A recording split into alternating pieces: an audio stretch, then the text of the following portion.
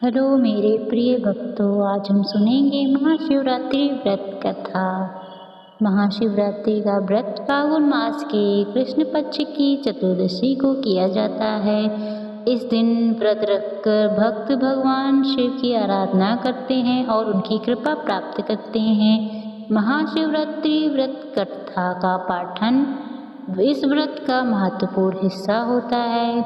यहाँ पर महाशिवरात्रि व्रत कथा पढ़ने और पालन करने के एक सरल मार्गदर्शन दिए गए हैं। पहले आपको हम बता देते हैं व्रत प्रारंभ करने की विधि। प्रातःकाल स्नान करके स्वच्छ वस्त्र धारण करें, घर के मंदिर को साफ करें और भगवान शिव की मूर्ति या शिवलिंग को गंगा जल से स्नान कराएं।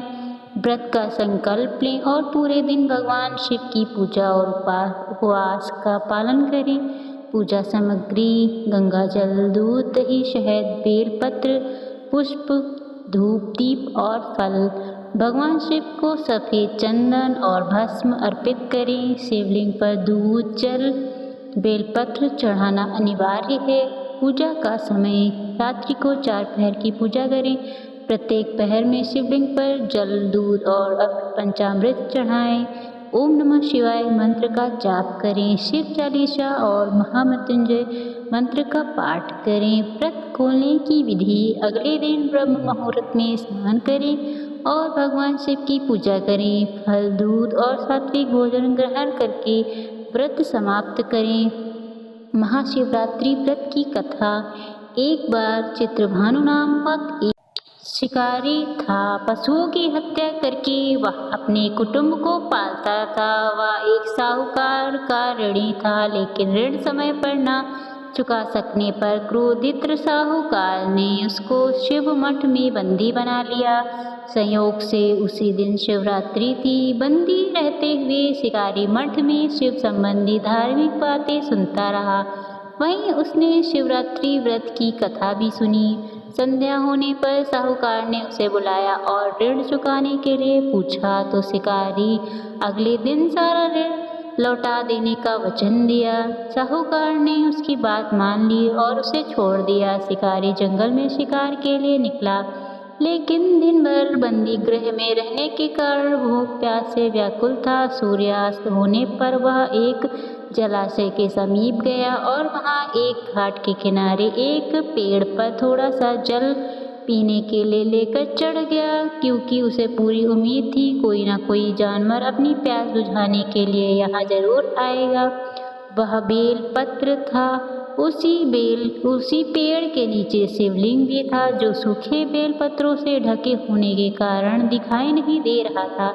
शिकारी को उसका पता न चला। भूख और प्यास से थका वो उसी मचान पर बैठ गया। मचान बनाते समय उसने जो टहनियाँ तोड़ी वे संयोग से शिवलिंग पर गिरी। इस प्रकार दिन भर भूखे प्यासे शिकारी का व्रत भी हो गया और शिवलिंग पर बेलपत्र भी चढ़ गए। एक पहर रात्रि बीत जाने पर एक गर्भिणी मृगी तालाब पर पानी पीने पहुंची।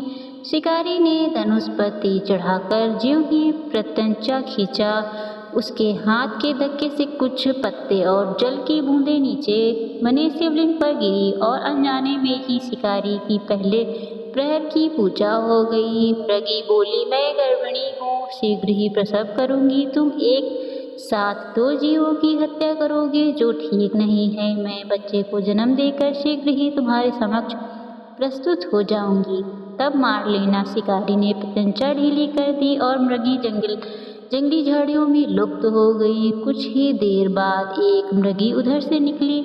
शिकारी की प्रसन्नता का ठिकाना न रहा। समीप आने पर उसने धनुष पर बाण चढ़ाया। कुछ बेलपत्र नीचे शिवलिंग पर जा गिरे और अनायास ही शिकारी की दूसरी पहर की पूजा भी हो गई। तब उसे मृगी ने विनम्रता पूर्वक निवेदन किया कि मैं थोड़ी देर पहले ऋतु से निवृत्त हुई हूँ, कामातुर विरहिणी हूँ, अपने प्रिय की खोज में भटक रही हूँ। मैं अपने पति से मिलकर शीघ्र ही तुम्हारे पास आ जाऊंगी। शिकारी ने उसे भी जाने दिया।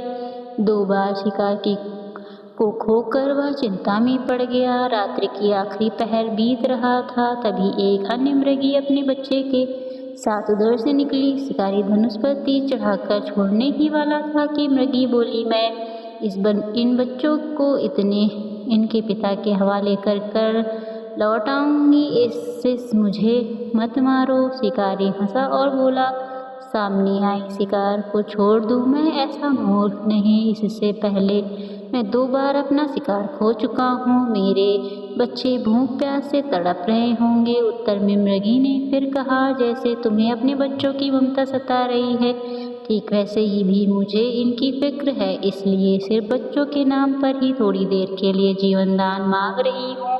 मेरा विश्वास करो, मैं इन्हें इनके पिता के पास छोड़कर तुरंत लौटने की प्रतिज्ञा करती हूँ। मृगी की दीन स्वर सुनकर शिकारी को उस पर दया आ गई और उसने मृगी को भी जाने दिया। शिकार के अभाव में बेलपत्र बैठा शिकारी बेलपत्र तोड़ कर नीचे फेंकता जा रहा था। उसकी तीसरे पहर की पूजा भी स्वतः ही संपन्न हो गई। कुछ समय बाद एक हष्ट-पुष्ट मृग उसी रास्ते पर आ गया। शिकारी ने सोच लिया कि इसका शिकार वह अवश्य करेगा। शिकारी की तनी प्रशंसा देखकर मृग विनीत स्वर में बोला, भाई, यदि तुमने मुझसे पूर्व आने वाली 3 मृगियों तथा छोटे छोटे बच्चों को मार डाला है तो मुझे भी मारने में विलम्ब ना करो, ताकि मुझे उनका वियोग एक क्षण भी दुख ना सहना पड़े। मैं उन मृगियों का पति हूँ। यदि तुमने उन्हें जीवन दान दिया है तो मुझे भी कुछ क्षण का जीवन देने की कृपा करो। मैं उनसे मिलकर तुम्हारे समक्ष उपस्थित हो जाऊंगा। मृग की बात सुनकर शिकारी ने सारी कथा मृग को सुना दी। तब मृग ने कहा, मेरी तीनों पत्नियां जिस प्रकार प्रतिज्ञाबद्ध होकर गई हैं, वे मेरी मृत्यु से अपने धर्म का पालन नहीं कर पाएंगी। अतः जैसे तुमने उन्हें विश्वास पात्र मानकर छोड़ा है, वैसे ही मुझे भी जाने दो। मैं उन सबके साथ तुम्हारे सामने शीघ्र ही उपस्थित होता हूँ। उपवास, रात्रि जागरण तथा शिवलिंग पर बेलपत्र चढ़ने से शिकारी का हिंसक हृदय निर्मल हो गया। उसमें भगवत शक्ति का वास हो गया। उसके हाथ से धनुष तथा बाण छूट गया और उसने मृग को जाने दिया। थोड़ी ही देर बाद वह मृग सपरिवार शिकारी के समक्ष उपस्थित हो गया ताकि वह उनका शिकार कर सके। किंतु जंगली पशुओं की ऐसी सत्यता, सात्विकता देखकर, प्रेम भावना देखकर शिकारी को बड़ी ही ग्लानि हुई। उसके नेत्रों से आंसू की लड़ी बहने लगी। उस मृग परिवार को न मारकर शिकारी ने अपने कठोर हृदय को जीव हिंसा से हटा सदा के लिए कोमल एवं दयालु बना दिया। देवलोक से समस्त देव समाज भी इस घटना को देख रहे थे। उसके ऐसा करने पर भगवान शंकर ने प्रसन्न होकर तत्काल उसे दिव्य स्वरूप का दर्शन कराया था। उसे सुख समृद्धि का वरदान देकर गुमनाम प्रदान किया। यही वह गुह है जिसके साथ भगवान श्री राम ने मित्रता की थी। अगर आपको यह कहानी अच्छी लगी हो तो मेरी कहानी को लाइक और मेरे चैनल को सब्सक्राइब करना ना भूलें। धन्यवाद।